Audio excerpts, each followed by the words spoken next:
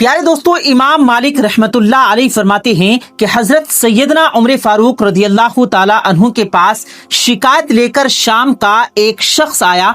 कहने लगा, हजरत मैंने अपनी बीवी को किसी गैर मर्द के साथ जिना करते देखा है, गुनाह करते देखा है। मैं काफी परेशान हूँ, असल में उलझा हुआ हूँ। खुदारा मेरी परेशानी दूर करें, मेरे इस मसले का हल कर दें। मुझे खुद ही शर्म आती है कि मैं एक जानिया औरत का शोहर हूँ। मेरा निकाह एक जानिया औरत से हो चुका है। मैं काफी परेशान हूँ। कयामत का दिन होगा, नफसा नफसी का आलम होगा। मैं यहाँ 5 वक्त का नमाजी हूँ, तिलावत करता हूँ, कुरान मजीद पढ़ता हूँ। मैं कयामत के दिन जन्नत में जाऊंगा और मेरी बीवी कयामत के दिन जहन्नुम में जाएगी। मुझे ये बर्दाश्त नहीं है। उसने जिना करवाया है मेरी आंखों के सामने, उसने गुनाह किया है। मैं चाहता हूँ कि मेरी बीवी की जो सजा है वो दुनिया में ही उसे दे दी जाए। कयामत के दिन जब वो अल्लाह का सामना करे तो पाक और साफ होकर करे। हजरत सैयदना उमर फारूक रदियल्लाहु ताला अन्हु ने उस शख्स की शिकायत गौर से सुनी। गौर से सुनने के बाद हजरत उमर फारूक रदियल्लाहु ताला अन्हु ने एक सहाबी की बीवी को उस शख्स की बीवी के पास तहकीक के लिए भेजा कि तुम जाओ, तहकीक करके आओ कि क्या वो वाकई जानिया है, कि क्या वाकई उसने गुनाह किया है। सहाबे की बीवी मर्द की जानिया बीवी के पास पहुंची। जब उसके घर पहुंची तो देखा वहां तो काफी सारी औरतें बैठी हुई थी, गप्पों में मसरूफ थी। तो उन सहाबिया ने उस जानी औरत को अलग बुलाया। कहने लगी, देख, जिंदगी 4 दिन की है, जवानी ढल जाएगी, बुढ़ापा आ जाएगा, एक वक्त होगा रूह तन से जुदा हो जाएगी, दुनिया में हमारा नाम भी बाकी नहीं रहेगा। इस खत्म होने वाली जिंदगी में अगर हम मालिक की नाफरमानी करके जाएं तो ये हमारे लिए अच्छा नहीं। सहाबिया ने उस गुनाहगार औरत को कहा कि अभी और उसी वक्त यहाँ आग जलाई जाए। वहां आग जलाई गई। सहाबिया ने कहा, अभी इसी वक्त अपना हाथ आग में डालो। जानिया ने कहा, नहीं डाल सकती। सहाबिया ने कहा, नहीं, अपना हाथ आगे डालो। जानिया कहने लगी कि नहीं, आग की तपिश हाथ में बहुत ज्यादा असर करती है, मैं आग में हाथ नहीं डाल सकती। ये सुनकर सहाबिया रो पड़ी। कहने लगी, ओ नादान बदबख्त औरत, दुनिया की आग तो तू बर्दाश्त नहीं कर सकती, आखिरत की आग कैसे बर्दाश्त करेगी। उस गुनहगार औरत ने कहा, बीबी जी ये बताओ कि मेरे पास आना कैसे हुआ आपका। कहने लगी, हजरत सैयदना उमर फारूक रदियल्लाहु ताला अन्हु ने मुझे आपके पास भेजा है, एक पैगाम भेजा है कि जाओ तहकीक करके आओ। क्या तुमने किसी के साथ जिना किया है? क्या किसी गैर मर्द के साथ तूने गुनाह किया है? सच सच बताना। दुनिया की 1 घंटे की सजा कबूल कर लेना, आखिरत की सजा से बच जाओगी, ना खत्म होने वाली सजा से बच जाओ। नादान औरत, तुझे पता नहीं है कयामत के दिन बाजार में 2 तरह के लोग होंगे। एक वो लोग होंगे जिनको मेरा अल्लाह फरमाएगा, इनको मेरे सामने ले आओ, आज मैं उन्हें अपना दीदार कराना चाहता हूँ। ये दुनिया में मेरे दीदार के खातिर गुनाह से बचा करते थे, गुनाह नहीं करते थे, नमाज पढ़ते थे, कुरान मजीद पढ़ा करते थे, लेकिन ये मेरे खौफ की वजह से गुनाह से जानबूझकर बच जाते थे, गुनाह से नफरत करते थे कि हम गुनाह नहीं करेंगे, इसी वजह से कि हमने तो कयामत के दिन अपने रब का दीदार करना है। इन लोगों को मेरे सामने खड़ा कर दो, आज मैं अपने चेहरे से पर्दा हटाना चाहता हूँ, इन्हें अपना दीदार कराना चाहता हूँ। एक वो लोग होंगे जिनको अल्लाह ताला फरमाएगा, कयामत के दिन फरिश्तों इनको दफा करो, आज मैंने अपना दीदार हरगिज इन्हें नहीं कराऊंगा, इसीलिए कि इन्होंने दुनिया में मुझे नाराज रखा, फिर गुनाहों पे गुनाह करते रहे, जिनाह करते रहे, शराबें पीते रहे। मेरे हबीब का कलमा पढ़ने के बाद भी ये लोग गुनाह से बाज ना आए, ये लोग खताओं से बाज ना आए, गुनाहों पे गुनाह करते रहे, इन्हें दफा करो, जहन्नुम में डाल दो। बीबी अब तू बता कि तू उन 2 लोगों में से किन लोगों में शामिल होना चाहती है, کیا تو نہیں چاہتی قیامت کے دن میں اپنے رب کا دیدار کروں؟ اگر تو یہ چاہتی ہے تو پھر سچ سچ بتا دے، کیا تم نے کسی غیر مرد کے ساتھ زنا کیا ہے؟ کیا تیرے شوہر کی بات سچی ہے؟ اس کے دل میں ایمان کا چراغ اس طرح روشن تھا، اس نے کہا دنیا کی سزا مجھے قبول ہے، دنیا میں سزا پا کر آخرت میں پاک اور صاف ہو کر میں اللہ کا سامنا کروں۔ قیامت کے دن جب اللہ پوچھے گا کہ اپنی جوانی کہاں گزار کے آئی ہے، بڑھاپا کہاں گزار کے آئی ہے، اس وقت میں کہوں گی کہ مالک میں دنیا کی محبت لے کر آئی ہوں، تیرا خوف ہے ہی نہیں، آج میں دنیا میں اپنے گناہوں کی سزا بھگت لوں گی۔ قیامت کے دن مالک کو کہوں گی مالک دیکھ میرے دل میں اب بھی تیرا خوف موجود ہے، دنیا میں گناہ کیا تھا، دنیا میں ہی مجھے سزا مل گئی، یہاں آئی ہوں تو پاک اور صاف ہو کے آئی ہوں۔ قصہ مختصر، اس عورت نے اپنے گناہ کا اعتراف کر لیا کہ واقعی میں نے گناہ کیا ہے، میں نے زنا کیا ہے، مجھے سزا دی جائے۔ حضرت سیدنا عمر فاروق رضی اللہ تعالی عنہ نے فیصلہ کیا کہ عورت کو رجم کر دیا جائے، یعنی ختم کر دیا جائے۔ آپ رضی اللہ تعالی عنہ کا یہ فیصلہ تھا، اسی لیے اس عورت کو ختم کر دیا گیا، لیکن اگلے جہان اسے پاک اور صاف بنا کر بھیج دیا گیا۔ ایک مرتبہ حضرت محمد صلی اللہ علیہ وآلہ وسلم کے پاس دو شخص فیصلہ کرانے کے لیے مقدمہ لے کر آئے کہ ہمارا آپس میں جھگڑا ہو گیا، دونوں شکایت لے کے آئے، کہا حضور فیصلہ کیجئے۔ حضور نبی کریم صلی اللہ علیہ وآلہ وسلم نے ایک کو سچا ثابت کر دیا، دوسرے کو جھوٹا ثابت کر دیا۔ ہونا بھی ایسے ہی تھا کہ ایک کو سچا قرار دے دیں، دوسرے کو جھوٹا۔ پھر میرے حضور نبی اکرم صلی اللہ علیہ وآلہ وسلم نے فرمایا فیصلہ ہو گیا، اب تم جا سکتے ہو۔ اب یہ دونوں واپس جا رہے تھے، جو جھوٹا شخص تھا وہ منافق نکلا، کہنے لگا کہ مجھے حضور کا فیصلہ قابل قبول نہیں، میں نے سنا ہے کہ حضرت سیدنا عمر فاروق رضی اللہ تعالی عنہ اچھا فیصلہ کرتے ہیں، میں تو کہتا ہوں کہ سیدنا عمر فاروق رضی اللہ تعالی عنہ کے پاس چلتے ہیں، جا کر ان سے ہی اپنا فیصلہ کراتے ہیں۔ جو سچا شخص تھا اس نے کہا جناب آپ صلی اللہ علیہ وآلہ وسلم نے جو فیصلہ کر دیا ہے مجھے قبول ہے، مجھے دوسرے دروازے پر جانے کی ضرورت ہی نہیں، اور ہاں اگر تو نے کوئی فیصلہ کرانا ہے، اگر تجھے حضور کا فیصلہ قابل قبول نہیں تو حضرت عمر فاروق رضی اللہ تعالی عنہ کے دروازے پر جا اور جا کر فیصلہ کرا کے آ۔ اب جو حضرت عمر فاروق رضی اللہ تعالی عنہ فیصلہ کریں گے وہ بھی مجھے قبول ہے۔ سچا شخص گھر چلا گیا۔ اب یہ منافق شخص حضرت سیدنا عمر فاروق رضی اللہ تعالی عنہ کے دروازے پر گیا، جا کر دستک دی، حضرت عمر فاروق رضی اللہ تعالی عنہ باہر نکلے، فرمایا کیا بات ہے؟ حضور صلی اللہ علیہ وآلہ وسلم کے پاس گیا تھا فیصلہ کرانے کے لیے، حضور نے فیصلہ کیا، حضور کا فیصلہ مجھے پسند نہیں آیا، میں حضور صلی اللہ علیہ وآلہ وسلم کے فیصلے کو نہیں مانتا، لہٰذا میں نے سنا ہے کہ آپ عدل کرتے ہیں، انصاف کرتے ہیں، آپ کے دروازے پر آیا ہوں، لہٰذا آپ ہی ہمارا فیصلہ کریں۔ آپ رضی اللہ تعالی عنہ نے فرمایا اچھا تو تم آپ صلی اللہ علیہ وآلہ وسلم کے پاس گئے تھے، آپ صلی اللہ علیہ وآلہ وسلم نے تمہارا فیصلہ کیا اور تمہیں وہ فیصلہ پسند نہیں، اس لیے تم میرے دروازے پر آئے ہو کہ آپ صلی اللہ علیہ وآلہ وسلم کا فیصلہ رد کر کے میں تمہارا فیصلہ کروں؟ کہا جی ہاں۔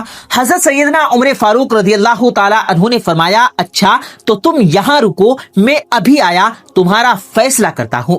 سیدنا عمر فاروق رضی اللہ تعالی عنہ گھر کے اندر گئے، جا کر تلوار اٹھائی اور باہر نکلتے ہی اس منافق کا سر تن سے جدا کر دیا کہ جس کو میرے نبی کریم صلی اللہ علیہ وآلہ وسلم کا فیصلہ پسند نہیں تو اس کا فیصلہ پھر عمر کی تلوار کرے گی۔ تو دوستو بے شک صحابہ کرام رضوان اللہ مجمعین نے جس طرح سے زندگی گزاری ہے وہی کامیابی کا راستہ ہے، اور بے شک جو فیصلہ نبی اکرم صلی اللہ علیہ وآلہ وسلم نے فرما دیا وہی قبول کرنا ہے، کیونکہ وہی سب سے بہتر فیصلہ ہے، اور بے شک اللہ جسے چاہتا ہے ہدایت دیتا ہے۔ خوش قسمت اور خوش نصیب ہیں وہ انسان جو اپنے گناہوں کی توبہ کر کے اسی دنیا میں اللہ کے حضور سجدہ ریز ہو کر توبہ طائب ہو جاتا ہے، تو اس کے لیے آخرت کی ابدی زندگی کامیابی والی ہے۔ لیکن جو شخص اس دنیا میں اللہ تعالیٰ کے احکامات سے منحرف رہا اور نہ اسے توبہ کا موقع ملا اور نہ اس نے توبہ کی، تو نہ صرف وہ اس دنیا میں ذلیل اور رسوا ہوا بلکہ اس کی آخرت کی ابدی زندگی تباہ و برباد ہونے والی ہے۔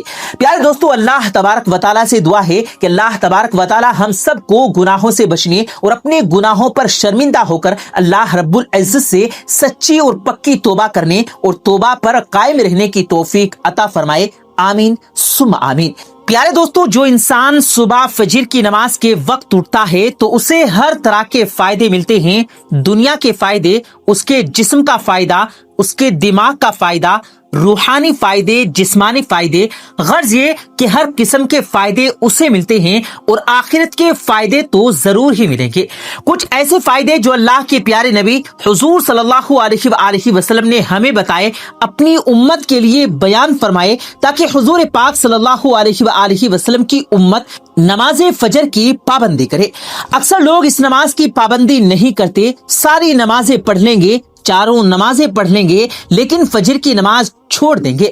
اب کچھ لوگ شکایت کریں گے کہ ہم فجر کی نماز کیسے پڑھیں، ہماری تو آنکھ ہی نہیں کھلتی۔ تو اس کی بڑی وجہ کیا ہے؟ جو ہم رات کو 2-3 بجے سوئیں گے تو 5 بجے کیسے آنکھ کھلے گی؟ رات کو عشاء کی نماز پڑھ کر جلدی سو جائیں، جتنے بھی کام ہیں وہ پہلے ہی ختم کر لیں، اپنے آپ کو جلدی فارغ کر لیں، اور پھر پکا ارادہ ہو دل میں اور کوشش بھی ہو، تو یہ ہو ہی نہیں سکتا کہ آپ کی فجر کے وقت آنکھ نہ کھلے، ضرور کھلے گی۔ اب آپ جب رات کو جلدی سوئیں گے اور صبح وقت پر اٹھنے کے لیے الارم لگائیں گے تو آپ یقیناً فجر کی نماز کے لیے بآسانی اٹھ سکتے ہیں۔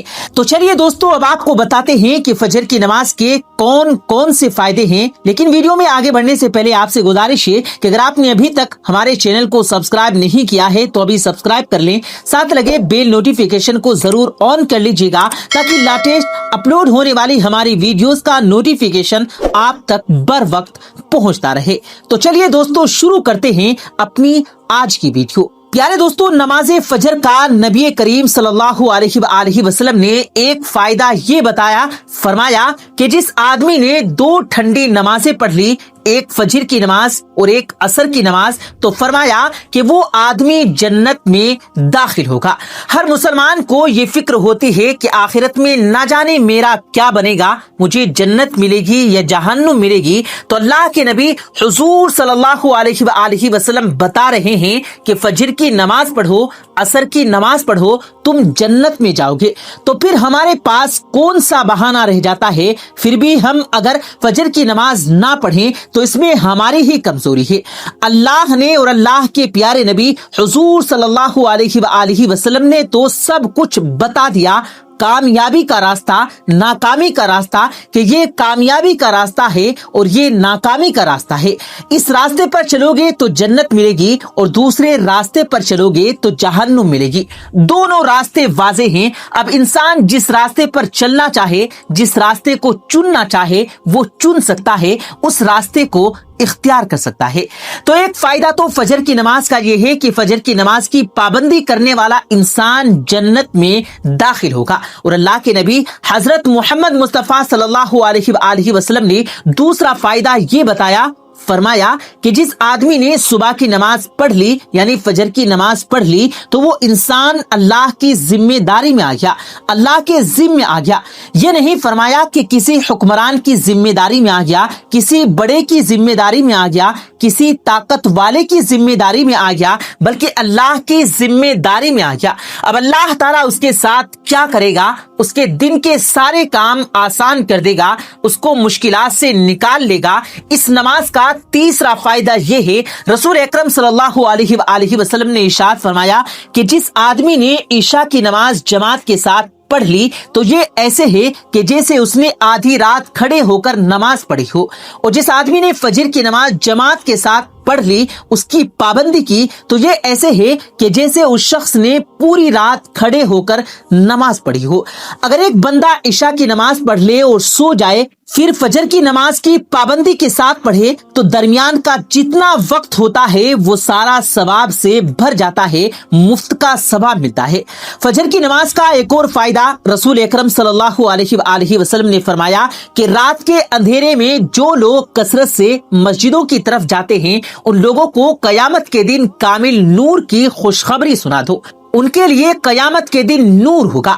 فجر کی نماز کے لیے انسان نکلتا ہے, اندھیرا ہوتا ہے. یہ اندھیرے والی نمازیں بہت مشکل ہوتی ہیں, لیکن انسان قربانی دیتا ہے, وضو کرتا ہے, جا کر نماز پڑھتا ہے, تو اللہ تعالیٰ دنیا کے اندھیروں کے بدلے قیامت کے دن اسے روشنی عطا کرے گا. اور قیامت کے دن جس آدمی کو نور مل گیا, اس کے لیے کامیابیوں کے دروازے کھل جائیں گے.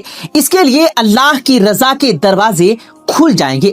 فجر کی نماز کا ایک اور فائدہ کہ جو شخص فجر کی نماز کی پابندی کرے گا, اس کے لیے نبی کریم صلی اللہ علیہ وآلہ وسلم نے یہ دعا فرمائی کہ اے اللہ, میری امت کے لیے صبح کے وقت میں یعنی فجر کے وقت میں برکت دے دے. جو شخص فجر کی نماز کے لیے اٹھے گا, اٹھ کر نماز ادا کرے گا, اسے آپ صلی اللہ علیہ وآلہ وسلم کی دعا لگ گئی. اس کے لیے پھر برکت تو لازمی ہے. ہمارے دن میں برکت کیوں نہیں ہوتی, ہمارے کاروبار میں برکت کیوں نہیں ہوتی؟ دن کو ہم کئی طرح کے کام کرتے ہیں لیکن ادھورے رہ جاتے ہیں, مزہ اور سکون نہیں ہوتا کام کرنے میں, تو یہی بے برکتی ہے.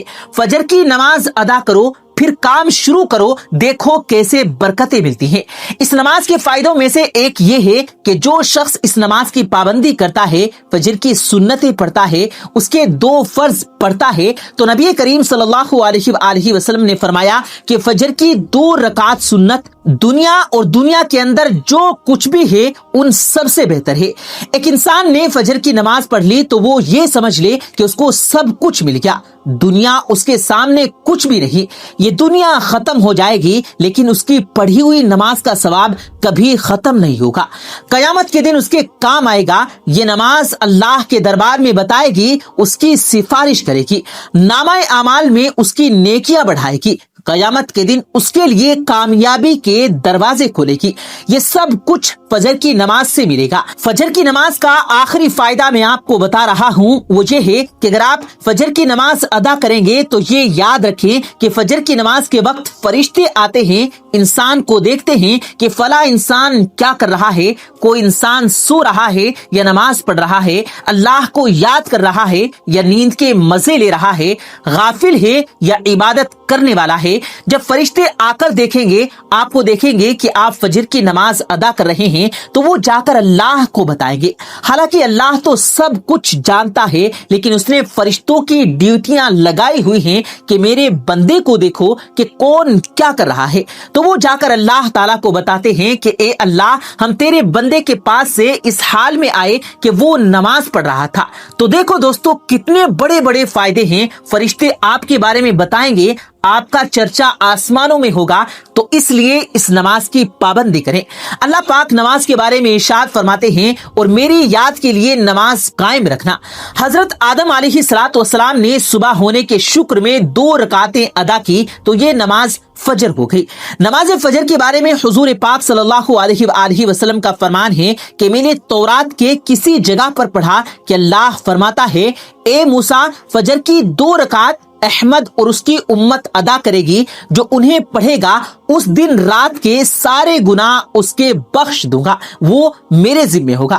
رسول کریم صلی اللہ علیہ وآلہ وسلم فجر کی نماز کی جتنی حفاظت فرماتے, کسی اور نماز کی نہیں کرتے. ایک صاحب نے عرض کیا, یا رسول اللہ صلی اللہ علیہ وآلہ وسلم, کوئی عمل ارشاد فرمائیے کہ اللہ پاک مجھے اس سے نفع دے. فرمایا, فجر کی 2 رکعتوں کو لازم کر لو, ان میں بڑی فضیلت ہے. حضرت عائشہ صدیقہ رضی اللہ تعالی عنہا سے مروی ہے, نبی کریم صلی اللہ علیہ وآلہ وسلم نے فرمایا, فجر کی 2 رکعتیں دنیا و مافیا سے بہتر ہے. اسی طرح حضرت ابو ہریرہ رضی اللہ تعالی عنہ سے ابو داؤد شریف میں مروی ہے, وہ روایت کرتے ہیں کہ رسول کریم صلی اللہ علیہ وآلہ وسلم نے فرمایا, فجر کی سنتیں نہ چھوڑو, اگرچہ تم پر دشمنوں کے گھوڑے آ پڑے. پڑھیں. تو رسول اکرم صلی اللہ علیہ وآلہ وسلم کے ان احادیث مبارکہ اور فرمان سے یہ پتہ چلتا ہے کہ فجر کی نماز کی کتنی اہمیت اور اس کی کتنی فضیلت ہے. اس لیے ہمیں بھی چاہیے کہ ہم رات کو جلدی سو کر صبح کو فجر کی نماز کا اہتمام کریں تاکہ ہم اللہ کے ذمے ہو جائیں اور رات بھر جو ہم نے پرسکون نیند لی ہے اللہ تعالی ہمارا سونا بھی عبادت میں لکھ دے. اس سے بڑی خوش قسمتی اور کیا ہو سکتی ہے.